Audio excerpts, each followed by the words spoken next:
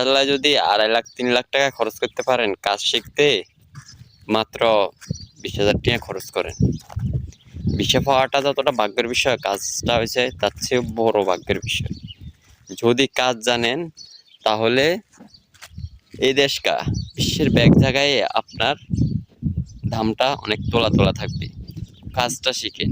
তেমনি আমি বলতেছি যে আজ দুবাইয়ে ড্রাইভার নিয়ে, দুবাইয়ে যারা গাড়ি চালা তাদের বেতন কিরকম কি আসো বিষয় তা নিয়ে বলতেছি। আশা করি দুবাইয়ে যারা গাড়ি চালা এর মধ্যে 3 ধরনের গাড়ির ড্রাইভার আছে।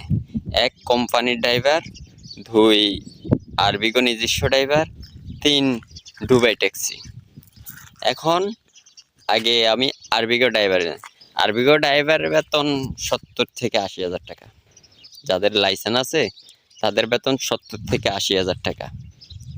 দ্বিতীয়ত কোম্পানি, বিভিন্ন কোম্পানি বিভিন্ন ধরনের লোক নিয়োগ করে। কোম্পানির ড্রাইভিং করতে হলে শিক্ষাগত যোগ্যতাও লাগে, আর হিন্দি ভালো ধারণা থাকতে হয়, ইংলিশ